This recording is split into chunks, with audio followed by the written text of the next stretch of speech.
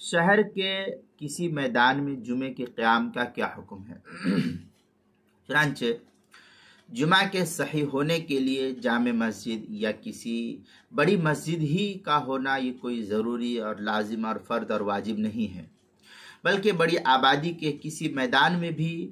جمعہ کی نماز کو قائم کرنا اور جمعہ کی نماز کو پڑھنا، میدان میں بھی ہو یا کہیں بھی ہو، کسی مقام پر ہو، یہ جمعہ کی نماز پڑھنی درست ہو جاتی ہے۔ اسی وجہ سے تبلیغی حضرات جب تبلیغی اجتماع ہوتا ہے تو وہاں پہ کوئی مسجد نہیں ہوتی، بڑے میدان میں اجتماعات ہوتے ہیں، تو بس اوقات وہاں پر بھی جمعہ کی نماز پڑھتے ہیں لوگ، تو جمعہ کی نماز پڑھنا یہ جائز اور درست ہے۔ حلبی کبیری کے اندر ہے،